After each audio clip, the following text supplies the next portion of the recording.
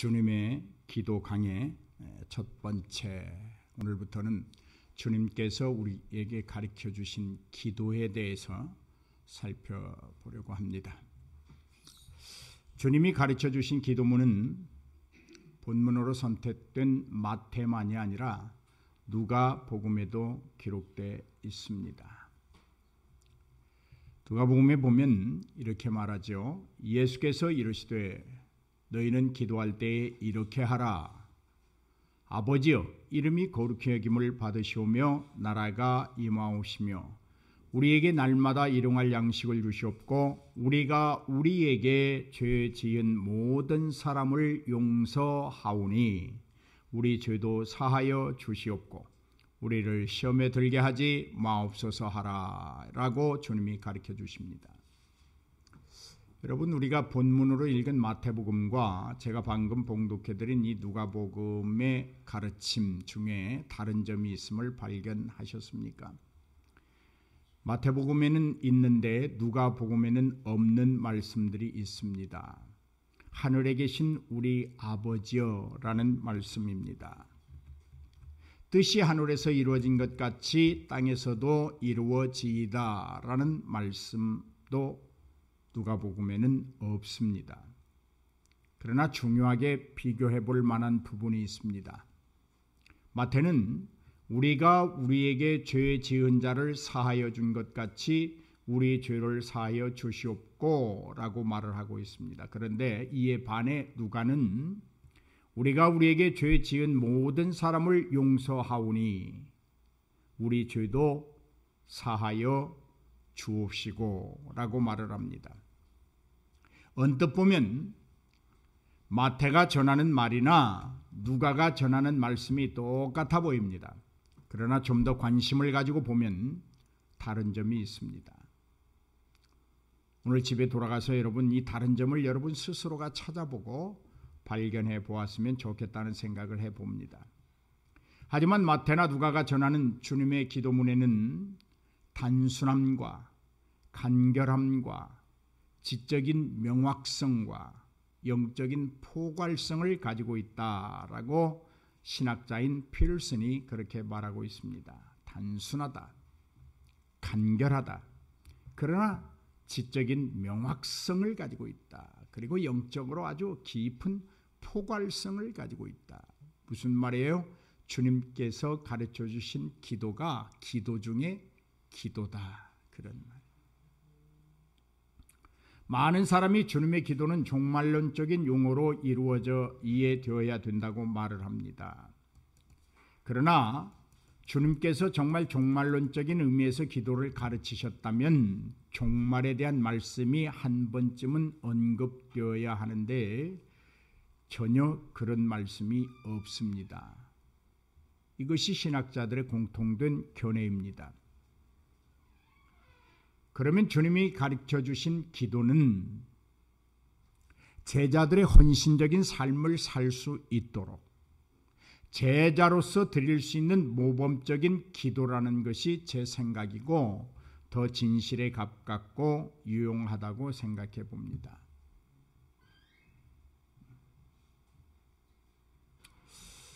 주님이 가르쳐 주신 기도문이 제자된 우리에게 유익한 기도문이라면 한번 깊이 살펴보는 것이 매우 좋은 일일 것이다 라는 생각입니다.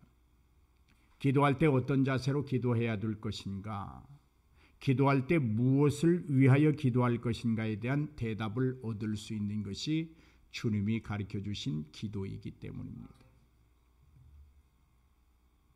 본 강의는 마태가 한 말을 중심으로 살펴보려고 합니다. 그 이유는 일반적으로 누가의 전달이 더 원시적이라고 하는 견해도 있지만 일부 세부적인 면에서는 마태가 원본에 더 가깝다는 견해가 더 많기 때문에 누가가 전하는 말씀보다는 마태가 전하는 말씀으로 생각해 보려고 합니다. 마태는 이렇게 시작합니다. 그러므로 라는 말을 시작으로 주님의 기도를 증언하고 있습니다.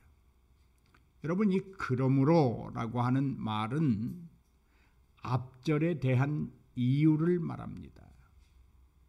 혹은 앞절에서 이렇기 때문에 너희는 그렇게 기도해서는 안 된다. 반드시 다른 방법, 이러한 기도를 해라 라고 분기점이에요.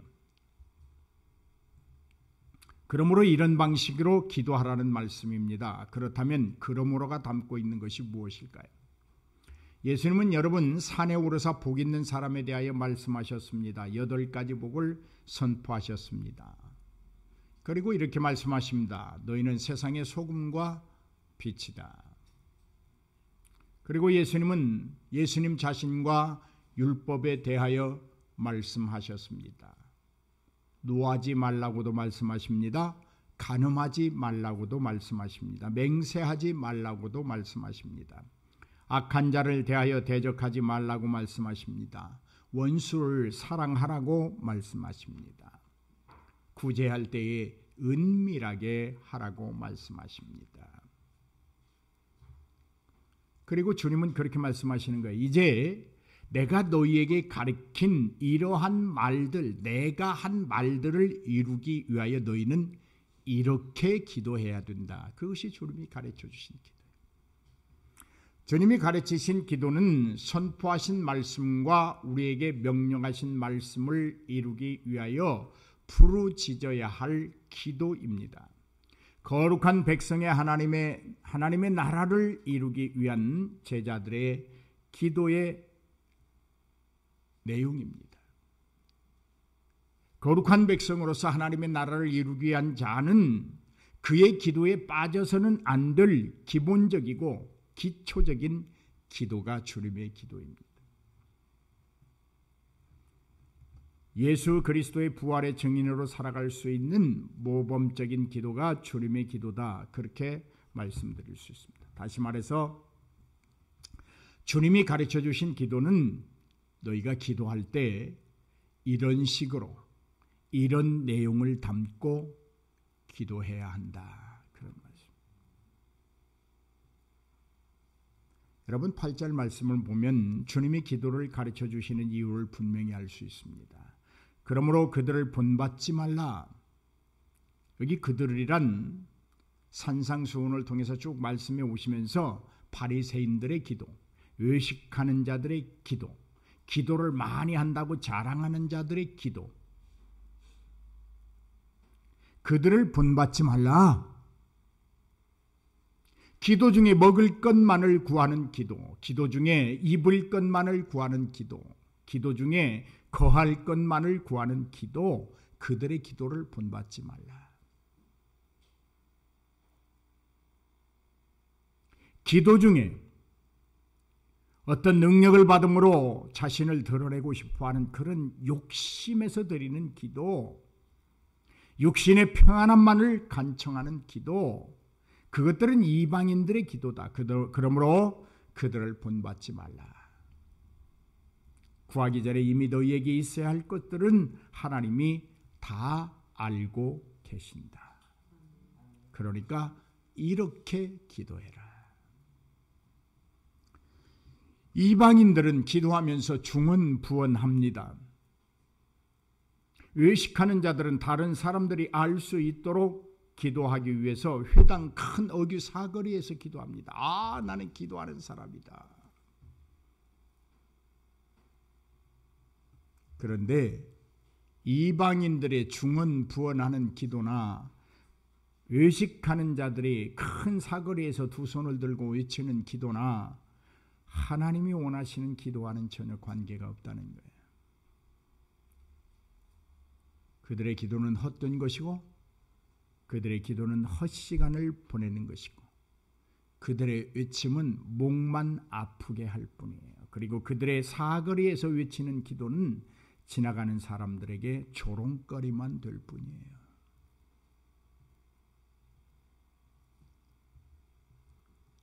하나님은 아마 이렇게 말씀하실 거예요. 이방인들의 중언부언하는 기도와 외식하는 자들의 사거리에서 남에게 보이려고 하는 기도를 향해서 하나님은 이렇게 말씀하십니다. 너희들의 기도는 내가 받지 않는다. 너희들의 기도는 내게 상달되지도 않을 것이고 닿지도 않을 것이며 너희들의 기도는 오히려 땅에 떨어질 것이고 오히려 너희에게는 진멸만 있을 것이다. 그러므로 사랑하는 사람들아, 그러므로 저들의 기도를 본받지 말고 이렇게 기도해라. 할렐루야. 여러분, 하나님께 드리는 제사에도 하나님이 받으시는 제사가 있고 받지 않는 제사가 있음을 오히려 우리는 잘 알고 있습니다. 오히려 하나님이 받지 않을 제사를 드리는 자에게는 멸망만 있었음을 우리는 압니다. 우리가 드리는 기도도 마찬가지입니다. 하나님께서 받으시는 기도가 있고 하나님이 응답해 주시는 기도가 있는가 하면 하나님이 받지 않으시고 응답하지도 아니하시는 기도가 있습니다. 그렇다면 이왕 기도를 하고 이왕 기도의 시간을 투자하고 이왕 기도하려고 모든 것을 놔두고 성전에 모여 기도한다면 하나님이 받으실 기도를 해야지요. 하나님이 인정하는 기도를 해야지요.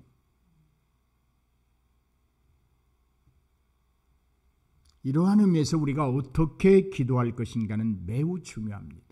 뿐만 아니라 무엇을 기도할 것인가도 매우 중요합니다.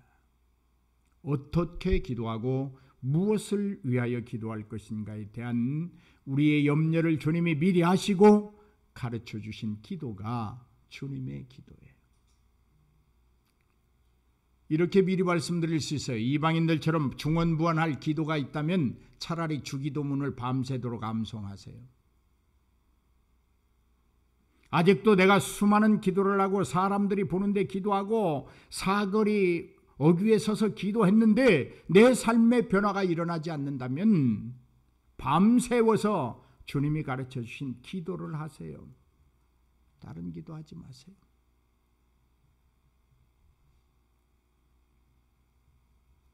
길을 가면서도 우리가 얼마든지 기도할 수 있는 것은 주님이 가르쳐 주신 기도를 암송하면 되는 거예요. 이제 우리는 이러한 목적을 가지고 가르쳐 주시는 주님의 기도만 제대로 알고 실천해도 온전한 기도를 드리는 사람이 될 수 있습니다. 여러분, 기도가 잘 안 되신다고 걱정하십니까? 걱정하지 마세요. 모든 기도의 표준이 되는 주님의 기도가 있습니다. 기도를 못한다고 핑계대지도 마십시오. 이를 아시는 주님께서 가르쳐 주신 기도가 주님의 기도입니다. 몇 번이고 반복하여 암송하십시오. 부끄러운 일이 아닙니다. 기도 중에 기도입니다. 성경에서 말하는 기도, 주님의 뜻에 맞는 기도, 하나님께 도달하는 기도, 하나님이 응답해 주시는 기도, 그것은 주님의 기도입니다. 기도하지 못한다고, 기도할 줄 모른다고 중언부언하지 않아도 됩니다. 주님이 이렇게 기도하라고 하셨으니 그렇게 하면 되는 거예요. 살을 붙이고 옷을 입히고 아름다운 언어를 뽑아서 아름다운 문장을 만들려고 애쓸 필요도 없어요. 그냥 주님이 가르쳐 주신 대로 기도하면 되는 거예요. 거기 다 있어요. 왜냐하면 우리가 구하기 전에 하나님은 이미 우리에게 필요한 것들을 다 알고 계시기 때문에 일용할 양식 구하지 아니해도 하나님이 다 알고 주십니다. 우리가 어떻게 어떤 모습으로 변화되어야 할 것인가 대하여 하나님은 이미 알고 계셔요. 그러니까 주님께서 구하라는 대로 구하면 하나님이 우리를 온전한 기도의 사람으로 바꾸어 주십니다. 그래서 주님은 우리에게 그렇게 말하는 거예요. 너희는 먼저 그의 나라와 그 의를 구하라. 그리하면 이 모든 것을 너희에게 더하시리라. 먹을 것만이 아니에요. 너희는 먼저 그의 나라와 그 의를 구하라. 이 말은 아주 심오한 내용을 담고 있어요. 너희가 기도를 100만 시간을 하고 40일 금식 기도를 하고 21일 다니엘 금식 기도를 하고 한들 하나님의 나라와 의가 너희 속에 없다면 무슨 소용이 있겠느냐.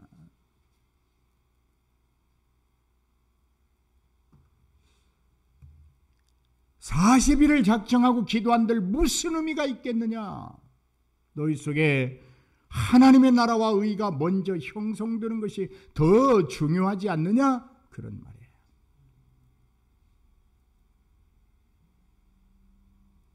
여러분의 기도는 어떤 내용을 담고 있습니까? 하나님, 내 마음속에 하나님의 나라와 의가 이루어지기를 원합니다 라고 기도하십니까? 그냥 중언부언하고 있습니까?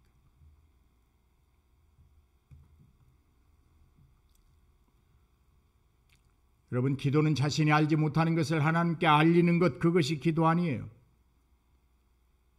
무엇인가를 하나님께 요청하면 이런 식으로 해 주어야 되겠지라고 하나님 앞에 일방적으로 통보하는 것도 기도가 아니에요.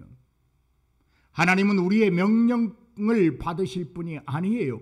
우리는 하나님께 명령할 수 있는 위치에 있는 자들이 아니에요. 우리가 할 수 있는 건 오직 그의 나라와 그 의를 우리의 심령 속에 먼저 이루어내는 거예요. 하나님의 나라와 그 의가 그 심령에 이루어진 사람은 모든 것을 이해할 수 있습니다. 용서할 수 있습니다. 관용과 수용과 베품과 나눔이 그의 삶에 눈으로 보도록 나타납니다. 제 아무리 떠들어도, 제 아무리 기도 많이 했다고 할지라도, 제 아무리 나는 성령이 충만하다고 할지라도 하나님의 나라와 의가 그 마음속에 존재하지 않는 자, 하나님의 나라가 이루어지지 않은 자, 하나님의 의가 드러나지 않는 자는 다 거짓이요, 허구요, 꾸밈입니다. 사랑하는 성도 여러분, 기독교라는 종교는 꾸밈이 아닙니다. 현실입니다. 사실입니다. 팩트예요. 가만히 보면, 우리의 기도를 보면 기도 대부분이 일방적인 통보 형식이에요. 하나님 이렇게 해주세요. 하나님이 구하라고 하셨잖아요. 그래서 구하라고 하셨기 때문에 내가 구합니다 라고 하는 이 변명스러운 그런 이름하에서 하나님의 주권과 섭리에 순응하겠다는 것이 아니라 하나님의 뜻을 바꾸어 보려는 불순한 의도를 가지고 기도를 해요.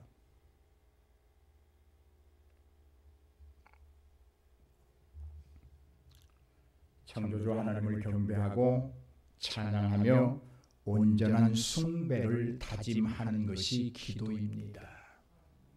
하나님을 경배해야 합니다. 하나님을 찬양해야 합니다. 온전하게 숭배하겠다고 다짐하는 것이 기도예요. 그러면 그 모든 것을 하나님께서 다 채워주세요.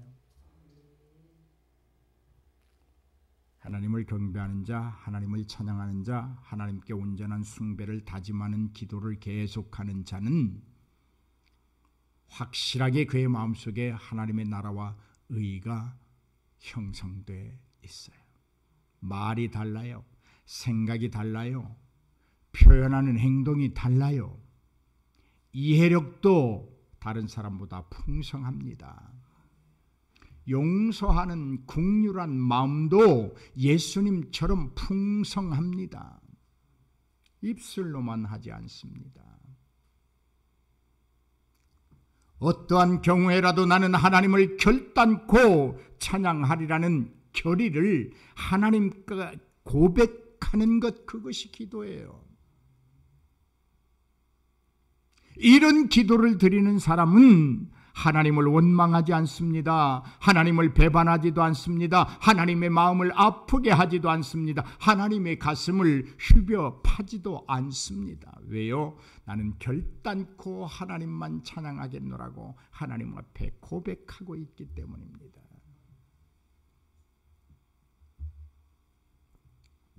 나는 어떠한 경우에라도 하나님의 뜻에 순종하겠다는 것이 기도의 내용이어야 합니다. 어쩌면 죽음까지도 하나님의 영광을 위해서라면 기꺼이 감당하겠다는 굳은 각오를 다지는 것이 기도여야 합니다.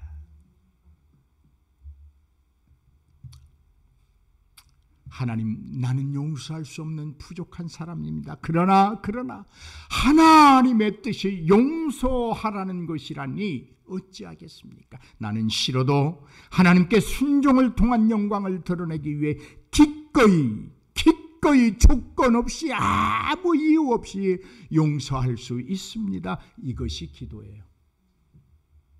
이것이 하나님 앞에 많은 기도를 드리는 사람의 마음입니다. 하나님 앞에 자기의 전부를 드리는 자의 삶입니다.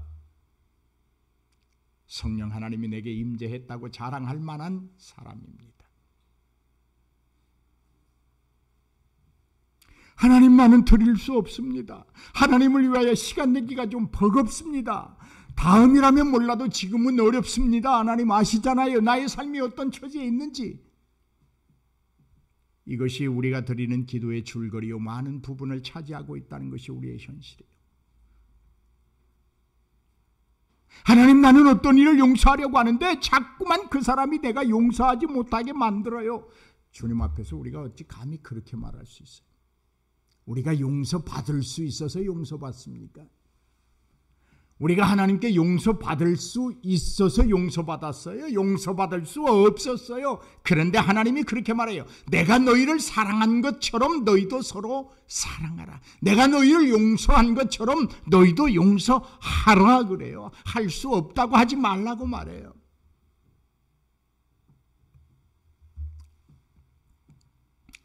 우리의 기도가 위선과 현실 사이에서 갈등하고 고민 속에서 허덕이고 있는 모습을 우리는 많이 볼 수 있어요. 여러분, 기도는, 따라서 합시다. 기도는 위선이 아니다.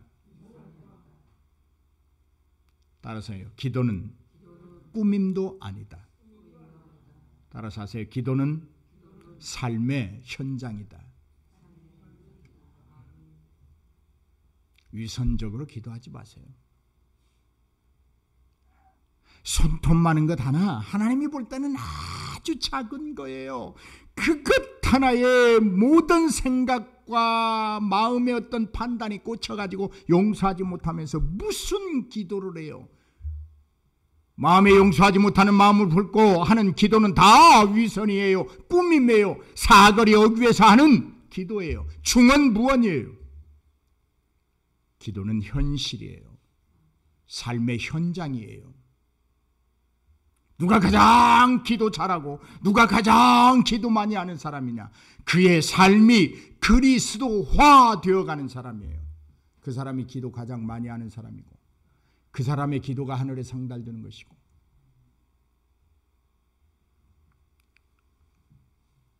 잊지 마십시오. 기도의 위선자가 되어서는 안 됩니다. 기도를 꾸며서 해서는 안 됩니다. 현실입니다. 삶의 현실은 우리의 관점에서 판단하고 이해할 수 있는 것이 아닙니다. 전적으로 하나님이 판단하십니다. 왜냐하면 하나님이 우리에게 필요한 바가 무엇인지 아시기 때문입니다. 또 다른 이유는 우리가 이해하고 분석하는 현실은 언제나 부정적이기 때문입니다. 그러므로 남을 판단하지 마십시오. 아무리 여러분의 판단이 옳다고 생각돼도 하나님이 보시기에는 부정적이에요. 그릇돼 있어요. 잘못돼 있어요. 왜요? 마음속이 썩어 있는데 그 속에서 뭐가 선한 게 나오고 좋은 게 나오고 맛있는 게 나오고 신선한 게 나오겠어요? 그래서 하나님이 바울을 통해서 그렇게 말하는 거예요. 야, 이 작것들아, 판단하지 마라.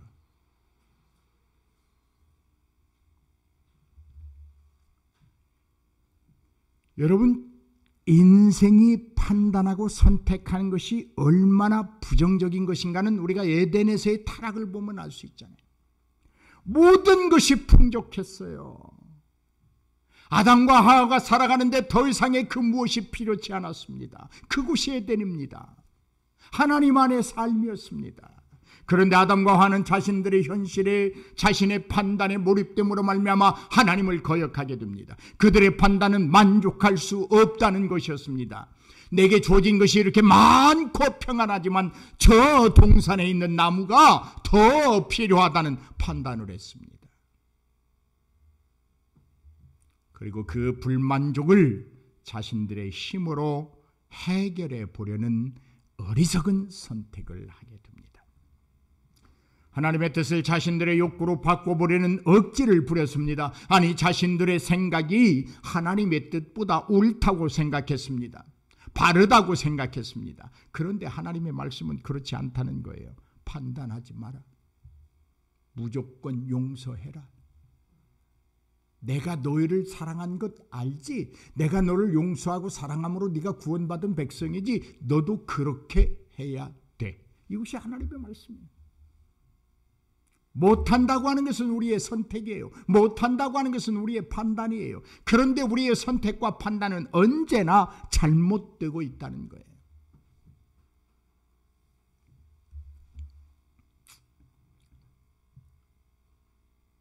사랑하는 여러분, 기도는 잃어버렸거나 잊혀가고 있는 하나님의 뜻을 재발견하고 순종을 강화시키려는 나 자신의 몸부림이에요.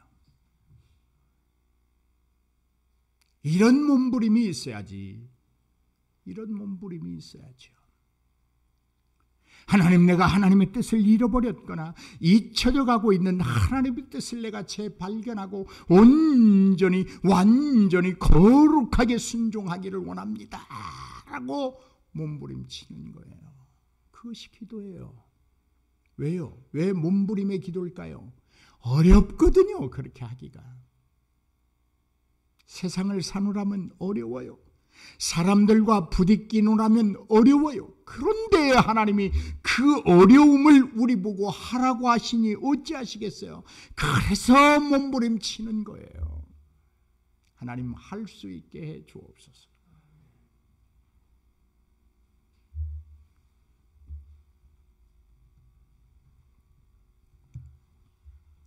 이런 의미에서 예수님은 바리새인처럼 기도하지 말고 중언부언하지 말고 우리 자신을 드러내려는 어떤 어리석음에 빠지지 말고 자랑 삼아 기도하는 어리석음에 빠지지 말고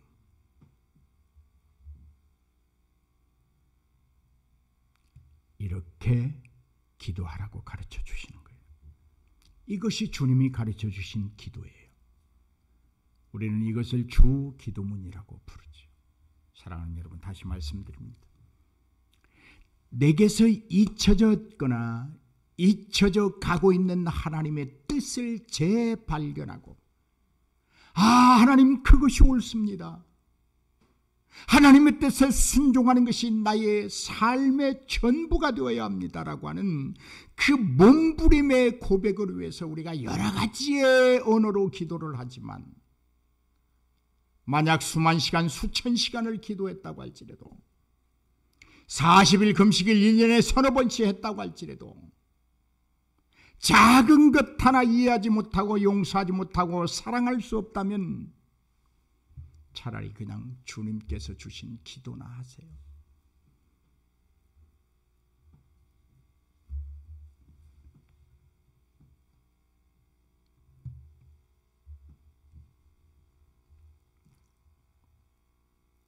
여러분, 하나님의 뜻에 순응하는 기도는 마리아의 찬가에서 그 규범을 찾아볼 수 있습니다. 좋은 소식을 전하는 천사 가브리엘이 어느 날 마리아를 찾아왔습니다. 처녀였습니다. 야, 처녀야, 네가 아이를 갖는다. 마리아에게는 청천벽력 같은 말이었습니다. 아니, 처녀가 아이를 갖다니 말이나 됩니까? 마리아도 처음에는 어찌 이런 일이 있을 수 있느냐고 반문하기도 합니다. 그러나 마리아가 가진 의구심이나 부정하려는 마음은 오래가지 않았습니다. 자신에게 주어진 현실이 하나님의 뜻이라는 것을 알고 곧바로 순종을 다짐합니다. 이렇게, 주여, 여종이 오니 말씀대로 내게 이루어지이다. 할렐루야. 이게 기도예요. 이게 최고의 기도예요. 마리아가 드리는 기도 내용은 이런 거예요. 하나님, 내가 당신의 뜻 앞에서 무엇을 거역할 수 있겠습니까? 내가 하나님의 뜻이 내게 이루어지지 않을 것이라고 부정한들 하나님의 뜻이 바뀌겠습니까? 또한 처녀인 내가 아이를 가져야 하는 것이 하나님의 뜻이라면 어찌 제가 거역할 수 있겠습니까? 주여, 난 여종에 불과합니다. 말씀대로, 뜻대로 내게 이루어 주옵소서. 이 말을 우리의 삶의 현장으로 바꾸어 놓는다고 하면 우리도 마리아처럼 그렇게 찬가하는 기도를 드릴 수 있을 거예요. 하나님, 모든 사람을 사랑하는 것이 하나님의 뜻이라고 하는 그 뜻 앞에서 내가 무엇을 어떻게 아니라고 말할 수 있겠습니까? 용서받을 수 없는 내가 하나님의 그 긍휼과 자비를 통하여 은혜를 받았는데, 사랑을 입었는데, 내가 사랑할 수 없다고 한들 하나님의 뜻이 바뀌겠습니까? 그저 나는 주의 여종에 불과합니다. 말씀대로 내게 이루어 주옵소서. 나는 주의 여종에 불과합니다. 그러니 주인 되시는 당신의 뜻에 따라 마음대로 사용하시옵소서. 오히려 나 같은 하찮은 존재가 당신에게 쓰임받는다는 것이 영광일 뿐입니다. 처녀의 몸으로 아기를 가진 마리아의 기도 찬송은 우리에게 큰 모범이 되어집니다. 자, 다시 처음으로 돌아가겠습니다. 그러므로라고 하는 말을 여러분 가볍게 여겨서는 안 됩니다. 글자 수는 4자밖에 안 되지만 기도하려는 우리에게는 아주 중요합니다. 기도의 중심된 내용이 무엇이어야 하는지에 대하여 경각심을 가지라는 것입니다. 이것은 기도가 위기에 빠져 있을 때 울리는 사이렌과도 같습니다. 많은 기도를 했는데도 내 심령 하나가 변화되지 않는 이 위기 상황에서 우리는 주님의 기도라고 하는, 그러므로 저들을 본받지 말라고 하는 이 사이렌 소리를 들어야 합니다. 그러므로라는 말은 뒤에 등장하는 기도가 7절에 있는 이방인들의 기도와 대조되어야 하고 8절에 등장하는 아버지로서 하나님의 돌보심에 대한 이해를 담고 있어야 된다는 말씀입니다. 이방인들의 기도는 대표적으로 자랑하려는 목적을 가진 기도입니다. 설사 기도의 시작은 자랑에서 출발하지 않았어도 그 결과가 자랑으로 변질되는 것이 이방인들의 기도입니다. 이방인들의 기도는 중언부언합니다. 중언부언이란 말의 연속성이나 체계성의 결핍을 말하지 않습니다. 더 나아가 기도 이후에 그들의 삶이 기도와는 전혀 다르다는 것을 우리는 중언부언의 기도다 그렇게 말하는 거예요. 뭐 이 기도했다 저 기도했다 막 한다고 해서 앞뒤가 안 맞다고 해서 중언부언이 아니에요. 기도 이후에 너의 삶이 기도처럼 변했느냐고 묻는 거예요. 용서하겠다고 기도합니다. 하지만 현실에서 용서하지 못합니다. 사탄은 그렇게 기도한 당사자의 마음에 더 큰 미움을 던지라고 도전해 오고 그 당사자는 순식간에 걸려 넘어집니다. 이것이 중언부언의 기도예요. 용서하겠다고 기도하기 전보다 더 극심한 미움을 가지게 됩니다. 이것이 중언부언의 기도입니다. 이제는 하나님만 바라보고 잘하겠다고 다짐하며 기도합니다. 그런데 돌아서면 이전과 똑같습니다. 이것이 중언부언하는 기도예요. 이제는 하나님만 바라보고 잘하겠다고 다짐을 하는 기도를 수없이 드려보지만 오히려 이전보다 더 못합니다. 이것이 중언부언하는 기도예요. 사랑하는 성도 여러분, 우리의 기도를 누가 듣고 있습니까? 여러분 하나같이 똑같이 동일하게 대답할 거예요. 하나님이 듣고 계신다고. 이걸 모르는 사람 아무도 없을 거예요.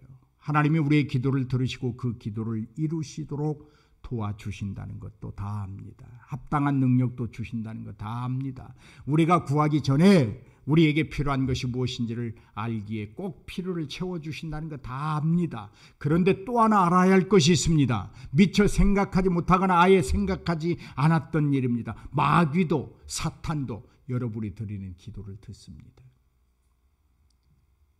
하나님은 우리의 기도를 들으심으로 자기 백성의 하나님이 되시기 위하여 들으시고 도우시지만 사탄의 들음은 우리를 파괴하려고 듣고 있습니다. 그러므로 우리가 기도한 이후에 우리의 삶의 현실에 변화가 없다고 하는 것은 마귀에게 속은 거예요.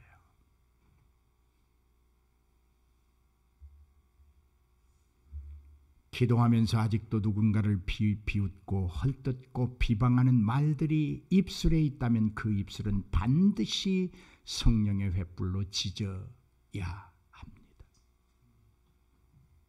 아직도 누군가가 기도하는 중에도 미웃고 내 탓이 아니라 그 사람의 탓처럼 여겨지는 그 심령이라면 반드시 그리스도의 십자가로 그 마음을 쪼개어서 그 굳어버린 바위를, 미움의 바위를 깨트리지 않는 한 그는 하나님의 사람이라고 말할 수 없어요.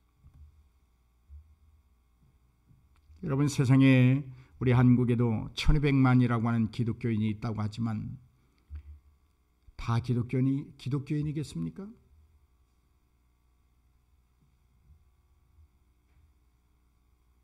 왜 다 기독교인이 아닐까요?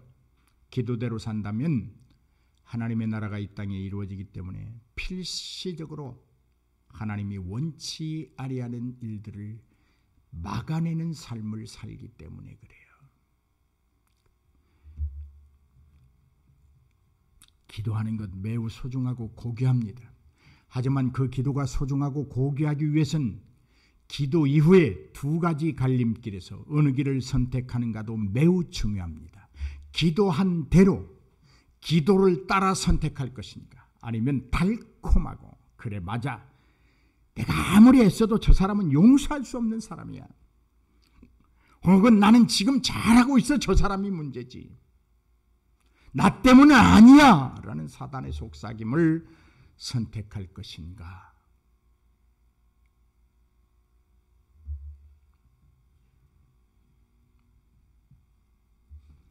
하나님의 영화로움을 위하여 사용될 자유의지를 가지고 하나님 앞에서 선을 이룰 것인가, 아니면 사단의 속임수에 어처구니 없이 무너져 악을 조성할 것인가의 문제입니다.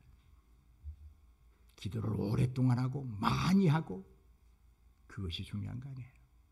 한마디의 기도를 할지라도, 의마디의 기도를 할지라도 우리의 기도가 모래성이 되지 않기 위해서는 중언부언하는 이방인들에게 기도가 되지 않으려면 하나님 앞에 드렸던 기도를 항상 생각하며 묵상하고 그 기도가 중언부언의 기도가 되지 않도록 지속해서 자기를 다듬어 가야 합니다. 왜냐하면 기도의 완성은, 혹은 기도의 시작과 끝은 우리의 삶의 현장에 있기 때문입니다. 그러므로 우리는 이방인들과 같이 기도하지 말아야 합니다. 바리새인들처럼 다른 이에게 보이려고 자랑하려고 기도하지 말아야 합니다. 이사야처럼 내 입술은 부정합니다. 어떤 세리처럼 나는 죄인으로서이다라는 진솔한 고백이 기도입니다. 그렇게 살아가는 것이 기도입니다. 기도는 삶의 현장에서 평가됩니다. 기도의 사람인지, 기도한 사람인지, 기도하고 있는 사람인지는 그 사람의 입술과 행동에서 고스란히 드러나는 것입니다. 그것이 바로 우리들의 삶의 현장입니다. 그러므로 기도는 많이 할수록 좋습니다. 기도는 많이 한 만큼 지켜지는 것이 더 중요합니다. 할렐루야.